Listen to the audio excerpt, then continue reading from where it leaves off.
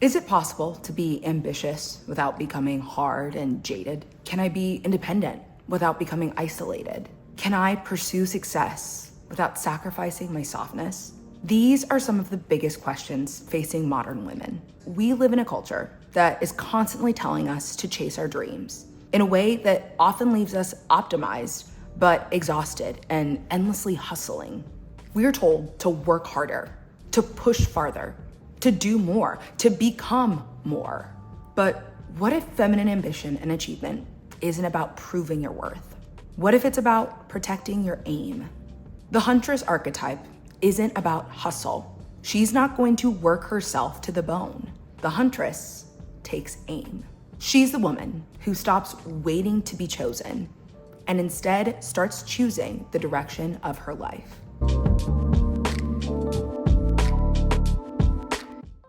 Hey guys, it's Gata and welcome to my channel.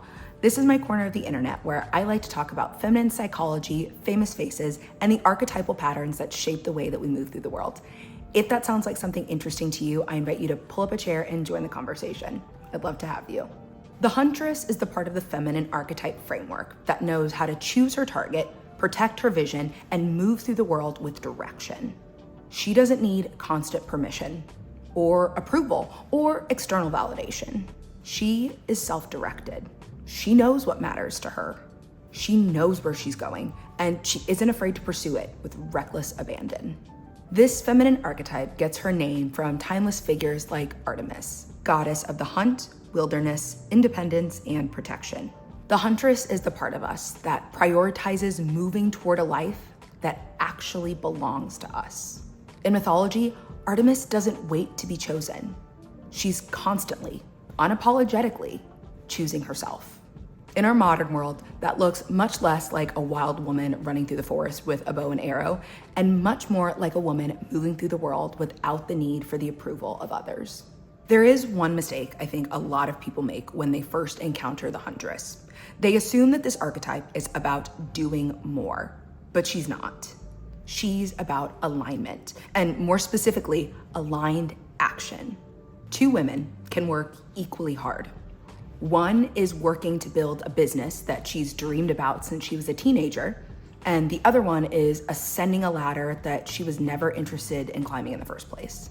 From the outside, both look ambitious. Both are achieving. Both women can be successful and productive, but one feels energized by the work, while the other feels depleted by it. And that's because ambition and alignment are not the same thing.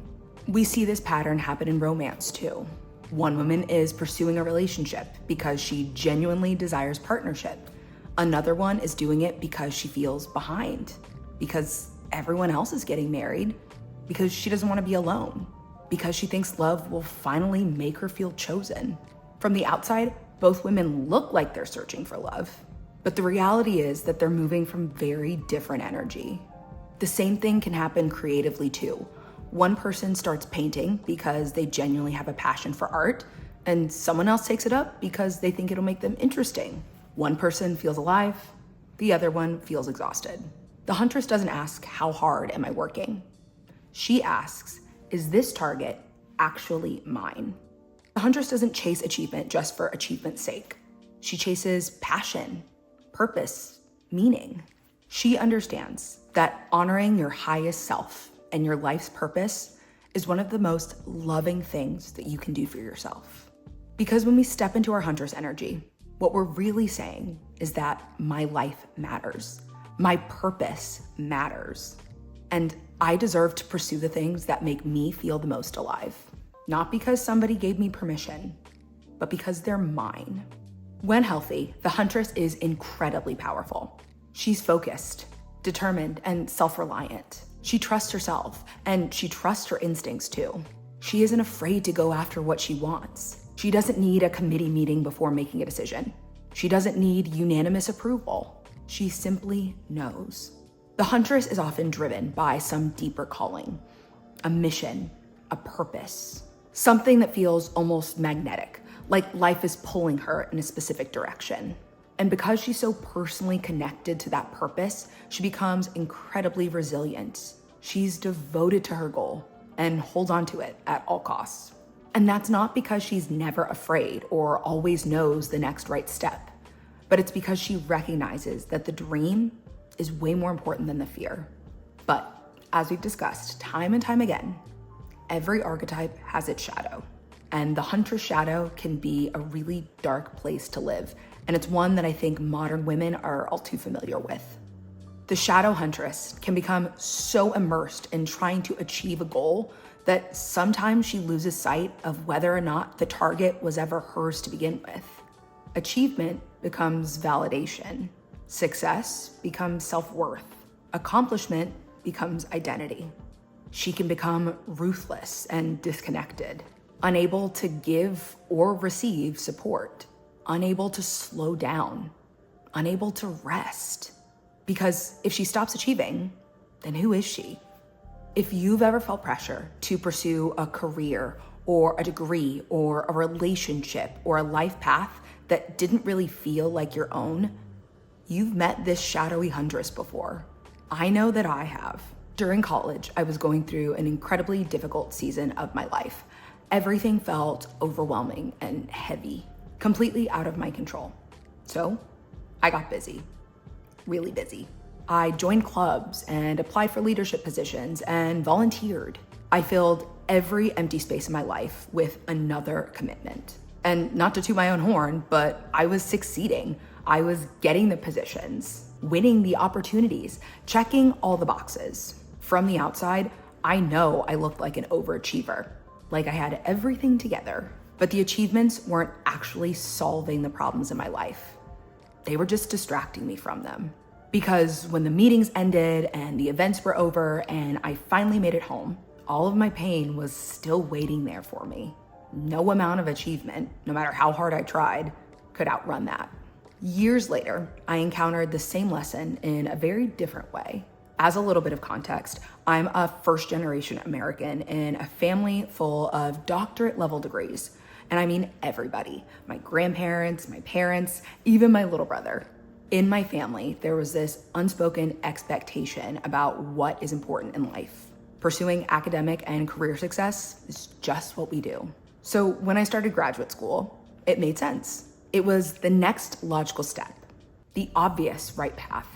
And again, I was doing well at it. But as I got deeper in my studies, I realized something that turned my world upside down. The job I was earning this degree for didn't feel like a prize. It felt like a sentence.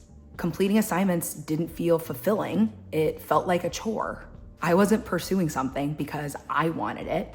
I was pursuing it because it fit into someone else's definition of what success looks like. And stepping into my hunter's energy wasn't about grinding harder for the degree. It was about finally getting honest enough with myself to realize that it wasn't the right path forward.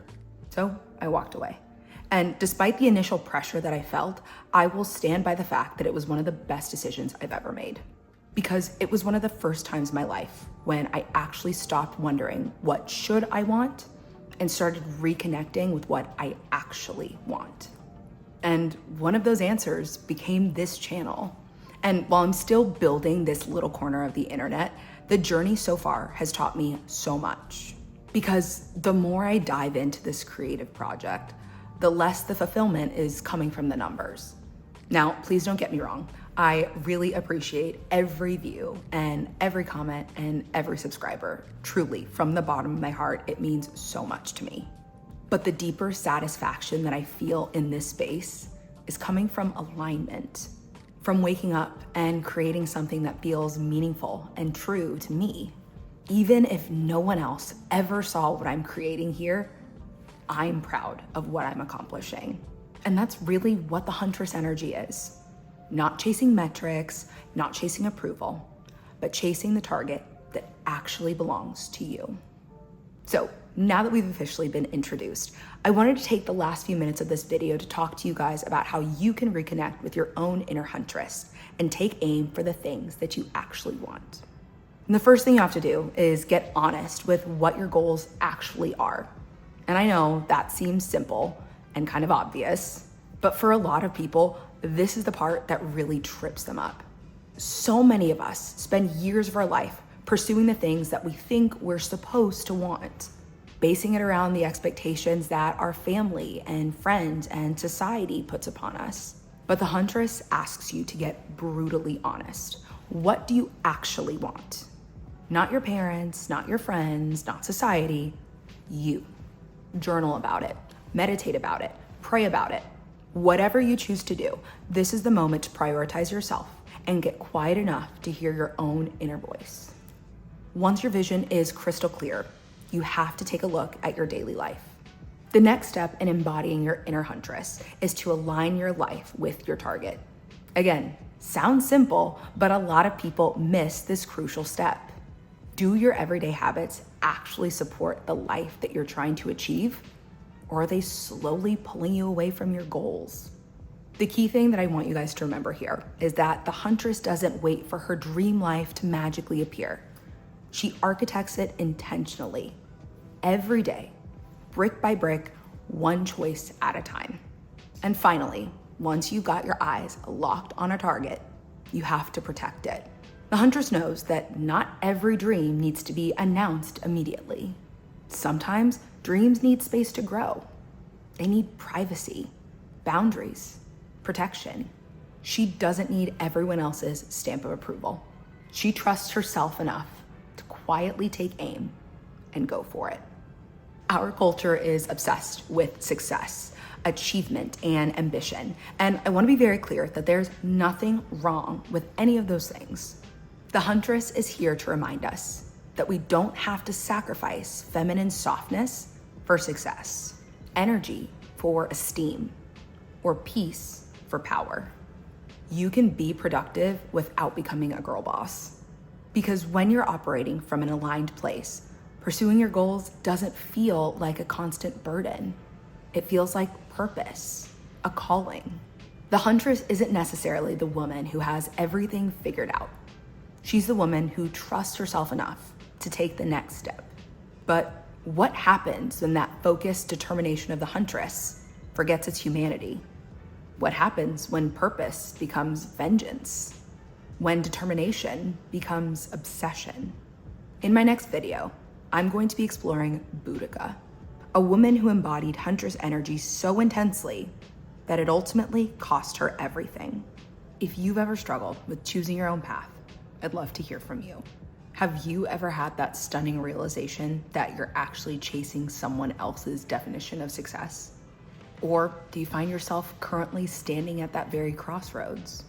Wherever you're at in your journey, let me know in the comments down below.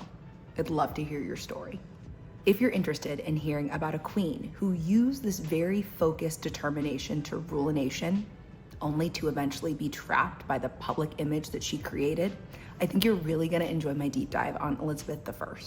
So I'll catch you over there, or I'll just see you next time. Until then, take care of yourselves. Bye.